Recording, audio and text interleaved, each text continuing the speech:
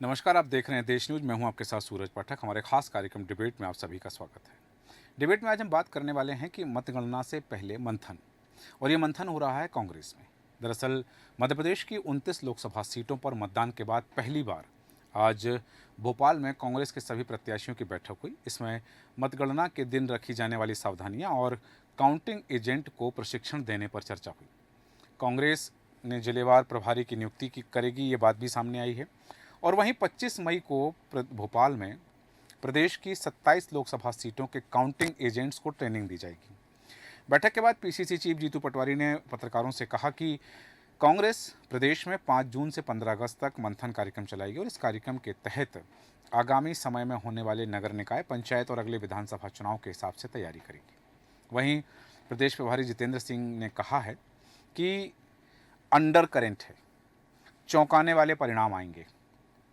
बैठक में शामिल होने से पहले पूर्व मुख्यमंत्री कमलनाथ ने कहा कि छिंदवाड़ा में बीजेपी ने प्रशासन, पैसे और बेईमानी की कोई कसर नहीं छोड़ी है, लेकिन जनता गद्दारों को अच्छा सबक सिखाएगी। वहीं फूल सिंह भरैया ने कहा कि भाजपा ने वोटों की लूट की है, वे ऐसा सोच रहे हैं कि वोटों की धांधली करके जीत जाएंगे और मतगणना को लेकर बेईमानी करेंगे तो हम लट्ठ बजाएंगे। पूर्व मंत्री सज्जन सिंह वर्मा ने कहा कि इंदौर में अक्षय बम को परिणाम भोगना पड़ेगा। उन्होंने कहा कि हमारे मालवा में कहावत है कि विष दे दो लेकिन विश्वास घात मत देना, और उन्होंने कांग्रेस का विश्वास तोड़ा है। न्यायपालिका ने संज्ञान लेकर के धारा 307 लगाई है। दोनों पिता पुत्र को गिरफ्तार होना पड़ेगा। प्रदेश प्रभारी भंवर जितेंद्र सिंह ने कहा कि एक बहुत बड़ा निर्णय मध्य प्रदेश कांग्रेस कमेटी लेगी, और उन्होंने कहा है कि अब कांग्रेस को मजबूत करने के लिए कदम उठाएंगे। पहले आपको सुनाते हैं कि क्या हुआ है, क्या कहा गया है, उसके बाद इस विषय पर हम चर्चा करेंगे। और एक बात सबसे बड़ी खुल के ये आई है कि जिस तरह से राज्य सरकार ने और केंद्र सरकार ने सरकारी मशीनरी का दुरुपयोग किया, इलेक्शन कमीशन, प्रशासन, भारतीय जनता पार्टी के कार्यकर्ता के रूप में जिस तरह से उन्होंने काम किया, और ये देखते हुए जो मध्य प्रदेश की जनता है, जो वोटर है, उसने ये देखा कि भारतीय जनता पार्टी चुनाव जीतने के लिए जो चुनाव का जो स्तर है वो किस तरह से नीचे गिराया। मोहन यादव सरकार का ये केवल भाषण देना, बयान देना और अच्छी अच्छी बातें करना और जीत के दंभ में भर जाना ही चलेगा, या उन वादों पे भी कहीं पूर्णता आएगी। हालात क्या है?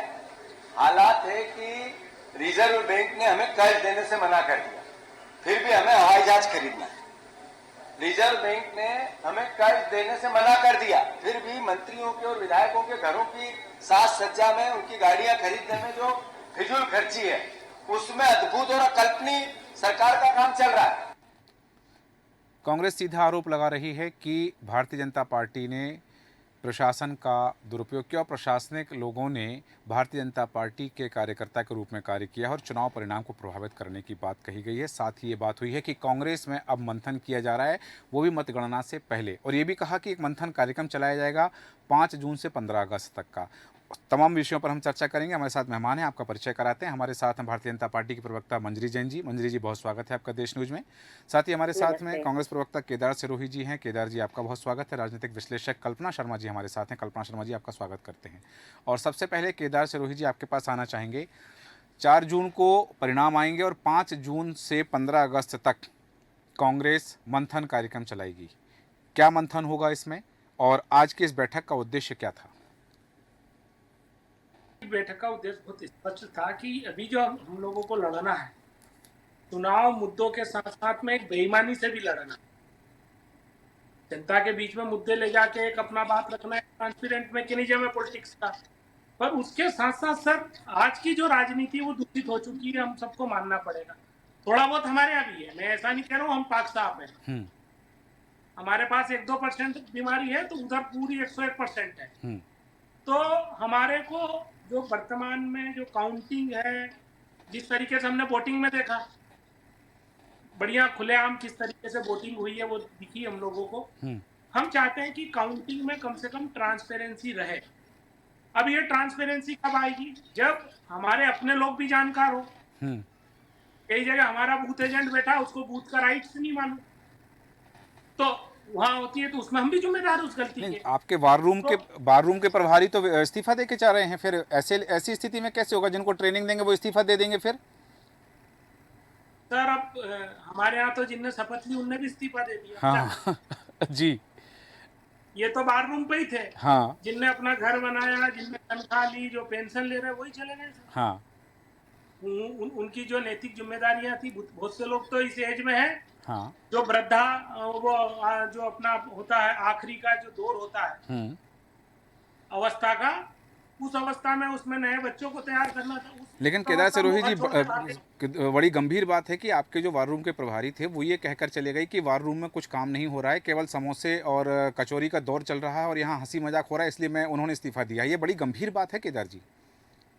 नहीं, ये गंभीर बात है। अगर देखिए उनने जो आरोप लगाया, ये हमारी जो जांच कमेटियां, मंथन और ये जो चर्चा है जी। वो इसी का आधार है। अगर इस तरह का हो रहा है वार रूम में, ये तो बहुत चिंता की बात है। देखिए वहां से हम लोग सब जगह कोऑर्डिनेशन और ये सब तमाम चीजें करते हैं, जी। पर मुझे समझ में नहीं आता है कि सब लोग आखिर में क्यों जाते हैं। अब चुनाव कंप्लीट हो गए, उसके बाद में हमारे श्रीमान जी कह रहे हैं, हाँ। अरे सर आ जाते, लाइव आ जाते, आप जैसे चैनल, हम जैसे प्रवक्ता खड़े हो जाते हैं कि भाई ये क्या हो रहा है, हम लोग खुद चले जाते हो। हाँ। तो सर आज की जो ट्रेनिंग है वो जी। है कि आज की मीटिंग का एक तो ट्रेनिंग का हमारा एजेंडा, हम्म। काउंटिंग ट्रांसपेरेंट तरीके से होना है। हमारे एजेंट पूरी तरीके से हर जगह काउंटिंग में प्रॉपर ताकत के साथ रहे और पुलिस प्रशासन से किसी भी तरीके से डरे नहीं। छोटी मोटी एफआईआर उस दिन देखिएगा आप 8-10 होगी हम लोगों के ऊपर। अच्छा, ये क्योंकि लड़ेंगे तो वो करते ये हैं। पूर्वाग्रह आज ही मैं घोषणा आपका कर देता पूर्वाग्रह हूँ। है कि उस दिन एफआईआर होंगी, कुछ ऐसा कांग्रेस करने वाली सर है? नहीं, इनसे हम ऑब्जेक्शन लेंगे, वो देखना मेरे पे भी हो जाएगा। चलिए ठीक है, वापस आता ऑब्जेक्शन हूँ। लेंगे ठीक है, वापस तो आता हूँ आपके सर पास मैं में। 15 का और वापस बता आता हूँ दूं। मंजरी जैन जी, आपके पास आ रहा हूँ। सीधा आरोप है भारतीय जनता पार्टी का कि भारतीय जनता पार्टी ने सरकारी मशीनरी का दुरुपयोग किया है चुनाव के लिए। अब देखिए, अब इन्होंने जो ये जानते हैं कि ये हारने वाले हैं और हार का ठीकरा इन्होंने आज से फोड़ना शुरू कर दिया है। ठीक है। जिस दिन वोटिंग हुई थी उसी दिन फोड़ना शुरू कर दिया था वो तो, और उसके पहले से फोड़ रहे थे। लेकिन मुझे ये समझ में नहीं आता कि आप अपना आत्मचिंतन, आत्ममंथन करने की जगह आप दूसरों पर अपनी गलतियों का ठीकरा कब तक फोड़ते रहेंगे। आपके कार्यकर्ता नदारत रहे, आपके जो वोटर थे वो भी नहीं आए। कांग्रेस में देखिए, कांग्रेस इस समय हताशा के दौर से गुजर रही है और सबसे ज्यादा निचले स्तर पे गुजर रही है। आज जीतू पटवारी जी का देख लीजिए क्या हाल है। जीतू पटवारी जी के कार्यकाल में कांग्रेस का सबसे बुरा हाल हुआ मध्य प्रदेश के अंदर। कितने नेताओं ने इनको छोड़ा, कितना इनका अंतर विरोध है। आज चाहे उमंग सिंघार जी हो, चाहे दिग्विजय सिंह जी हो, ये सब आपस में अंतर्द्वंद में जूझ रहे हैं, चाहे कमलनाथ जी हो। इसके अलावा अरुण यादव जी का पता नहीं, देखिए आज भी वो बैठक में नहीं आए। मंजरी जी आपकी बात रोक रहा हूँ, आपकी बात रोक रहा हूँ। यहाँ कांग्रेस से इतने जो लोग थे वो बीजेपी में आ गए हैं। सीधे जीतू पटवारी पर ही दावा करना था ना, वही आ जाते तो कांग्रेस ही खत्म हो जाती मध्य प्रदेश में। तो अब ये तो देखिए उनका डिसीजन है कि वो क्या करना चाहते हैं जी। लेकिन मैं ये कहना चाहती हूँ कि बीजेपी और जीतू पटवारी जी के देखिए संगठन के प्रति उनका कभी जो दृष्टिकोण था वो हमने देखा है कि चुनाव के दौरान उन्होंने क्या बोला। उन्होंने बोला कि पार्टी गई तेल लेने, ये तो उनकी पार्टी के प्रति आस्था है। हाँ। तो मैं समझती जो व्यक्ति पार्टी को इज्जत नहीं देता है, पार्टी को कहता है कि तेल लेने गई, तो वो पार्टी को क्या मजबूत करेगा। और हारे हुए व्यक्ति को कांग्रेस प्रदेश का अध्यक्ष बना देती है। हाँ। तो ये तो जीतू पटवारी जी के हाल है। तो मैं समझती हूँ कि कांग्रेस को और पहुंचाने का काम आज जीतू पटवारी जी कर रहे हैं, अनर्गल बयानबाजी करना। कांग्रेस जो है इस समय हताशा के दौर से गुजर रही है। केदार जी आप ही के पास आ रहा हूं। के दौर से गुजर रही है। कार्यकर्ता निराश है, हताश होकर घर बैठा है। चुनाव के दौरान ना तो इनके पोलिंग। ठीक है मंजरी जी, वापस आ रहा हूँ आपके पास में। आपकी बात पर केदार जी कुछ टिप्पणी करना चाह रहे हैं। वापस आ रहा हूँ, मैं अपना वही सवाल लेके दोबारा आऊंगा। केदार जी कुछ टिप्पणी करना चाह रहे हैं आपकी बात पर। केदार जी देखिए, मंजरी बहन जी ने ठीक कहा, जो उनके व्हाट्सएप पे आया है वो बोल गई है कि जीतू पटवारी जी ने कहा कि पार्टी तेल ले। एक्चुअली कांग्रेस के लिए नहीं कहा था, ये बहुत पुरानी घटना है, उसका एक्सपेक्ट भी हो गया है। विधानसभा चुनाव से वो एक पहले की वोटर बात के यहाँ है। वोट मांगने गए थे हम्म और उन्होंने ये कहा था कि पार्टी गई तेल लेने, मतलब वो भाजपा और दूसरी पार्टी के कार्यकर्ता थे। हम्म तो उन्होंने ये कहा कि साहब आप पार्टी मत देखिए, हम्म आपकी पार्टी को जाने दीजिए, हम्म मैं हूँ आपके लिए। तो उनका कहने का संदर्भ हुआ था। खैर ठीक है, ये तो आप ठीक है। राजनीति में होता ही है, अपने अपने बयानों को तोड़ मरोड़ के जब तक नहीं बताएंगे, हाँ क्योंकि भारतीय जनता पार्टी के पास कोई अचीवमेंट नहीं है सर। ठीक मैं है। 20 साल का मध्य प्रदेश में, ठीक है 10 साल ठीक है का ठीक है केदार से रोहित जी। मंजरी जी, मेरा सवाल था कि जो आरोप लगाया जा रहा है कि भारतीय जनता पार्टी ने प्रशासकीय मशीनरी का दुरुपयोग किया है अपने पक्ष में। वही मैं कह रही हूँ, हाँ। ये कांग्रेस की हताशा है, निराशा है। ये जानते हैं कि ये हार रहे हैं, तो इन्होंने पहले से ही जो है सरकारी दुरुपयोग, इनको किसी न्यायपालिका पर भरोसा नहीं, इनको शासन पर भरोसा नहीं, इनको प्रशासन पर भरोसा नहीं, इनको सरकारी एजेंसियों पर भरोसा नहीं। ये हमेशा अपनी नाकामयाबी का, अपने हार का ठीकरा, अपनी कमियों का ठीकरा दूसरों पर ठोकते हैं। देखिए, मैंने अपने जीवन में ये देखा है कि जो असफल व्यक्ति होता है वो हमेशा अपनी असफलता का ठीकरा दूसरे पर फोड़ता रहता है। तो ये आज कांग्रेस की हालत हो गई है। कांग्रेस, आप देखिए, सबसे पुरानी पार्टी गिनी जाती है, लेकिन आज इनका वजूद जो है वो क्षेत्रीय पार्टी की तरह रह गया है। परिवारवाद, भ्रष्टाचारवाद और इसके अलावा इन्होंने क्षेत्रीयवाद और जातिवाद। लेकिन यहाँ मंजरी जी आपने कहा कि कांग्रेस क्षेत्रीय पार्टी जैसी रह गई है, आप जो है भारतीय जनता पार्टी जो है वो राष्ट्रीय राजनीतिक दल है, तो फिर मुकाबला तो बराबरी वालों में होता है, फिर आपका मुकाबला कांग्रेस से है ही नहीं इस चुनाव में।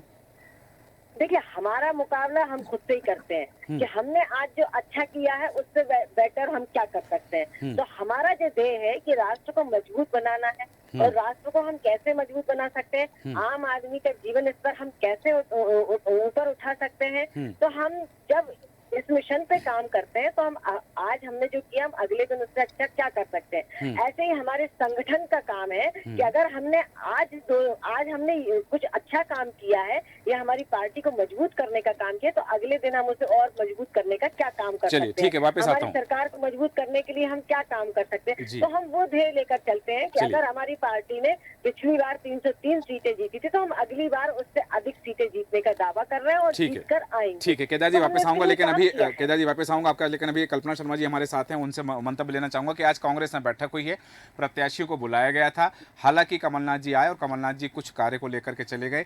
उमंग सिंगार का कार्यालय में ना आना, बैठक में ना आना, नकुल नाथ का बैठक में ना आना, दिग्विजय सिंह जी का बिहार से वर्चुअली जुड़ना, ये जो तमाम चीज़ें हुई। हालांकि वैसे भी 29 प्रत्याशी थे नहीं, कुल 27 प्रत्याशी मैदान में थे, उन 27 में से भी 3 प्रत्याशी आए नहीं। तो ये चीज़ क्या जाहिर करती है। और दूसरी बात जो बात हुई कि 5 जून से 15 अगस्त तक मंथन कार्यक्रम चलाएंगे, मंथन किस चीज़ का करने वाली है कांग्रेस, क्योंकि परिणाम तो 4 जून को आ जाएंगे और 5 जून से इनका मंथन है। 5 जून से जश्न की बात हो सकती थी क्या, कि हम जश्न मनाएंगे, क्योंकि यदि जीत के लिए आशान्वित होते कि 5 जून से हम जश्न मनाएंगे, और लेकिन अभी वो उन्होंने बात कही कि 5 जून से हम मंथन कार्यक्रम चलाएंगे।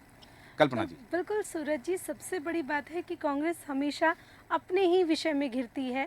आप दो तरफा बातें करते हैं। एक तरफ आप कहते हैं कि जनता का मूड इस बार बिल्कुल साफ है, कम वोटिंग जिस तरह से हो रही है वो बताती है कि भारतीय जनता पार्टी से लोग नाराज़ हैं, वोट नहीं कर रहे हैं, तो कहीं ना कहीं ये वोट परसेंटेज हमारी तरफ ज़्यादा हो रहा है।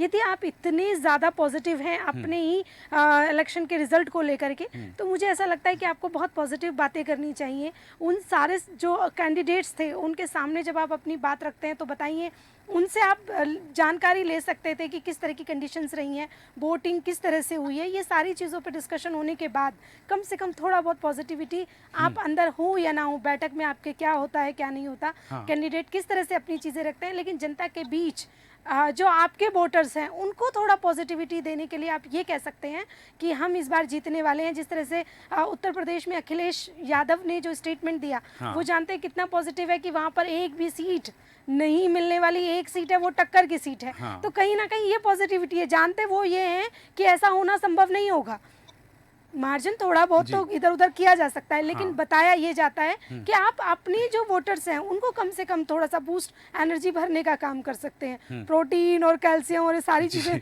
मिलके देने का काम कर सकते हैं। लेकिन यहाँ पर जब बात होती है, कांग्रेस में जो सबसे बड़ी कमी है, आप सार्वजनिक रूप से खुलकर बात कहने के आदी हो सकते हैं, लेकिन कुछ चीज़ें कहीं ना कहीं आपके लिए नेगेटिव पॉइंट देती है, ये सारी चीज़ें वो काम करती हैं। जिस तरह से आप देखिए सारे बीजेपी में टूटकर कांग्रेस के जिस तरह से नेता चले गए, जिस तरह से आज की कंडीशन है, जिस तरह से कमलनाथ जी कुछ देर के लिए आकर चले गए, कैंडिडेट्स जिस तरह से जो थे उनमें से भी गिने चुने मतलब कुछ कैंडिडेट आए नहीं, ये अपने आप में बताता है कि अनुशासन की कितनी कमी है। यही अगर ये बैठक अगर भारतीय जनता पार्टी में कोई भी बुलाता है तो आप देखिए उसमें कोई एक भी व्यक्ति ऐसा नहीं होता जिसको इनवाइट किया गया हो वो ना आया हो। अगर वो नहीं भी आता है तो वो उसका रीज़न सबसे पहले पार्टी को बताता है। ये सारी चीज़ें होनी बहुत ज़रूरी है। अनुशासित होना सबसे पहले प्राथमिकता होनी चाहिए किसी भी राजनीतिक पार्टी का बेस बनाने के लिए। तो मुझे ऐसा लगता है कि कहीं ना कहीं पार्टी में आज इस एक कॉन्फिडेंस की कमी है, उस अनुशासन की कमी है जिसकी आवश्यकता कांग्रेस को आज सबसे ज़्यादा है। बिल्कुल सही कहा कि एक इस चीज़ की आवश्यकता है कि पार्टी अनुशासित रहे, पार्टी के कार्यकर्ता अनुशासित रहें। और इसी बात पर केदार जी आप जो कहना चाह रहे थे अपनी बात रखें। मेरा एक प्रश्न भी है, जिस तरह से पूर्व विधानसभा नेता प्रतिपक्ष अजय सिंह ने एक बात कही कि कांग्रेस में जो प्रदेश कांग्रेस कमेटी है वो कांग्रेस के संविधान के आधार पर गठन होना चाहिए, जो अभी नहीं है। क्या यही कारण है कि अनुशासन नहीं हो पा रहा है, या फिर अजय सिंह के इस वक्तव्य का क्या आशय है कि वो कह रहे हैं कि जो पार्टी का संविधान है उसके आधार पर प्रदेश कांग्रेस कमेटी बनना चाहिए, जिससे वो असंतुष्ट दिखें वर्तमान कमेटी से? देखिए, अभी तो वर्तमान में कोई कमेटी नहीं है, आप जानते हैं। नई कमेटी का गठन होना है। हाँ। तो उन्होंने एक सीनियर देखिए अनुभव है उनके पास, पुराने लीडर है, तो उन्होंने कहा कि भाई कल ऐसा ना हो कि कोई हम पे आरोप लगाए। देखिए आज की तारीख में हम वो लोग हो गए हैं कि कुछ भी हो हम पे आरोप और घेरे में आ ही जाते हैं, क्योंकि जब कमजोर होता है ना आदमी तो उसको सबसे ज्यादा दबाव आता है। और जब मजबूत होता है तो उसकी सारी अच्छाइयाँ दिखती, तो प्रकृति का नियम है। तो अभी हम उस दौर से गुजर रहे हैं, तो उससे बचने के लिए उन्हें एक अच्छा सलाह दिया। और हम लोग तो इन चीजों पे विश्वास करने वाले लोग हैं, तो वो मानना चाहिए। हमारी जो बहन है इन्हें जो कल्पना जी ने भी जो कहा, मैं सहमत हूँ। मैं इनके विश्लेषण से कहीं अलग नहीं हूँ। बहुत मेहनत करने की जरूरत है, बहुत सुधार करने की जरूरत है। और अनुशासन तो इतना बड़ा है मेरी बहन कि जितना हम अपने लाइफ में लाएंगे उतना हम अच्छा प्रोग्रेस करेंगे। मैं आपकी बात से सहमत हूँ। मैं थोड़ा सा भारतीय जनता पार्टी से कभी कभी मुझे थोड़ा सा, मैं भी बहुत पढ़ा लिखा सर, मैं जाने कहाँ घुमा, दिन भर खेत में काम करता रहता हूँ। इनकी बातें समझ में नहीं आती मुझे, बड़ी बड़ी बातें करते। इनका राष्ट्र निर्माण करेंगे, इनसे पूछ लो 10 बिंदु बता दो राष्ट्र निर्माण के। देखिए तो मैं तो क्या गांव का आदमी हूँ, ठेठ देहाती हूँ, पर ये देखने वाले लोग तो समझे ना कि भाई आप डॉलर को नीचे लाओगे, कर्जा कम करोगे, पर कैपिटा इनकम बढ़ाओगे, जो आपका फिजिकल डिफिशियट है उसको। मैं पढ़ा लिखा थोड़ा गांव का आदमी हूँ, तो भाई इससे टीवी में देखता हूँ, जो ही बातें कर रहा हूँ। भाई एम्प्लॉयमेंट जनरेट करोगे, जो एनपीए है बैंकों का उसको रिड्यूस करोगे, तो जो ये तमाम जो आपका डिप्रिसिएशन कॉस्ट जो चल रहा है वो उस पर बात करोगे, आपका जो IMF का मामला है उसको आप रिजॉल्व करोगे, आपका G28 में मामले हैं उनको। तो हमको लगता है कि ये देश मजबूत हो रहा। अरे मजबूत क्या हो रहा है, उधर लद्दाख में जो सोनम वांगचुक है जिनके नाम पे 3 इडियट फिल्म बनी है, वो रोज ताल ठोक रहे हैं कि हमारे यहाँ तो 4 लाख स्क्वायर किलोमीटर जमीन का मैंने देखी नहीं है, नापना नहीं आता है। एकड़ 10, 20, 50 एकड़ जानते हैं हम लोग। तो अब ये इतने हजारों एकड़ जमीन जो है वो चाइना लेके बैठा। वो मणिपुर में भी एक मुख्यमंत्री जी हैं, वो ये कह रहे हैं कि म्यांमार के आदमी ने आके गांव बसा लिया। 900 कितने अब वो संख्या, सर मैं गया नहीं उधर मणिपुर कभी। अब कैसे ये मजबूत कर रहे हैं? ये लोग कहते हैं मोदी की गारंटी पे वोट पड़ रहे हैं।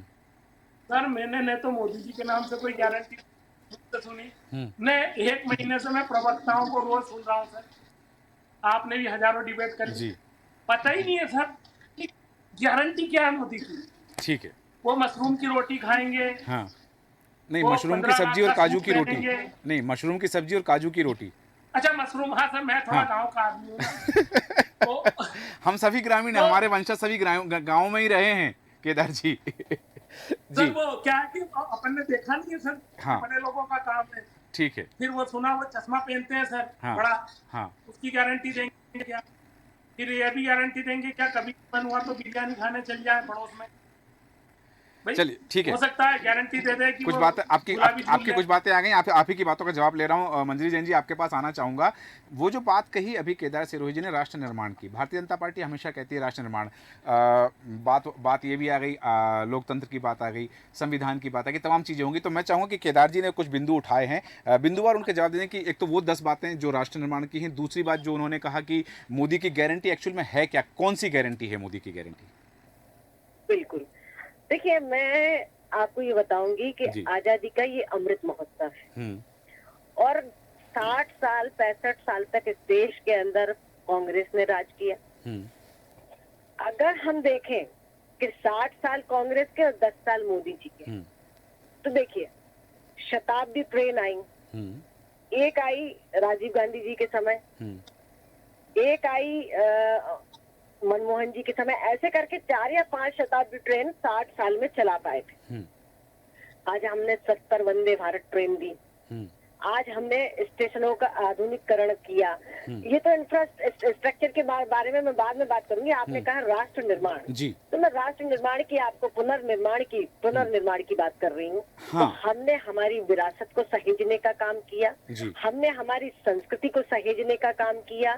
फिर दूसरी तरफ हम वैज्ञानिक रूप से आगे बढ़े, हमने चंद्रयान को भेजने का काम किया और कोरोना जैसी महामारी में हमने 1 साल के अंदर वैक्सीन बनाने का काम किया और 2.5 करोड़ से अधिक वैक्सीन लगाने का, फ्री वैक्सीनेशन करने का काम किया।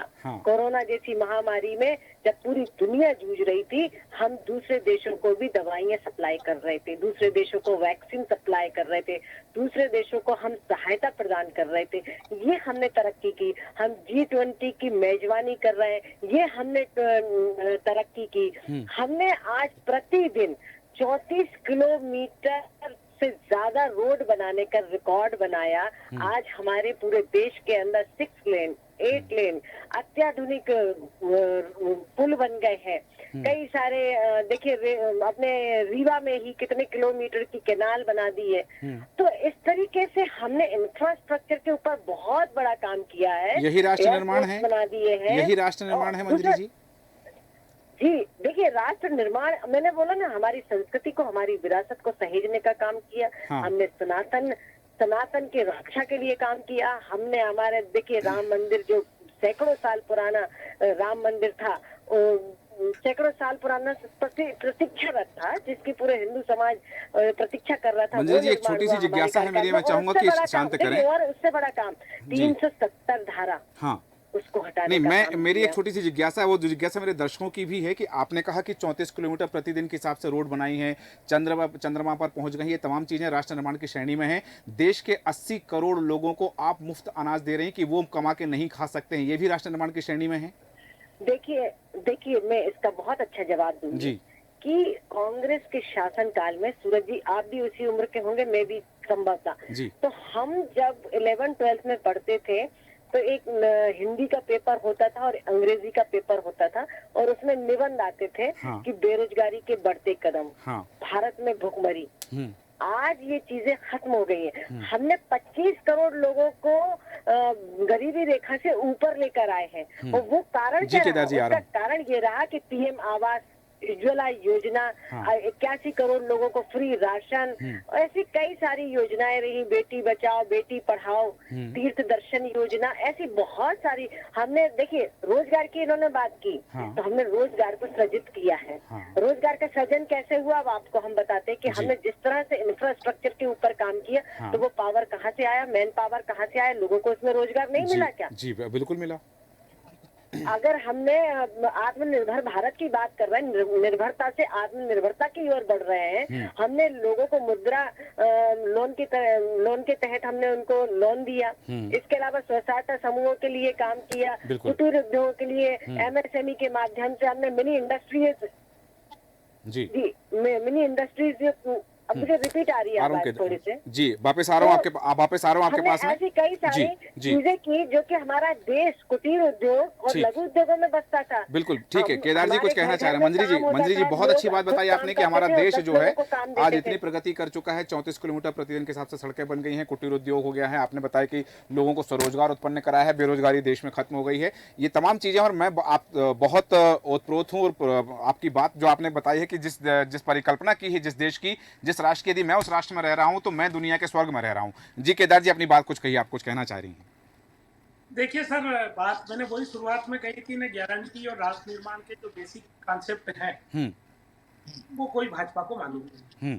अब मैं क्या करता हूं, आज जो मेरी ये डिबेट का हिस्सा है जी, मैं कल्पना बहन जी को देना चाहता हूँ ये मेरा समय, ठीक है, वो निष्पक्ष एनालिसिस कर दे। ठीक है कल्पना जी, निष्पक्ष विश्लेषण। कोविड के इंजेक्शन विदाउट क्लिनिकल ट्रायल जी हम पे थोप दिए गए, ठीक है। उस पे से फोटो मोदी जी ने क्यों हटाई? हाँ। 80 करोड़ के राशन पर मोदी जी ने फोटो क्यों लगाई?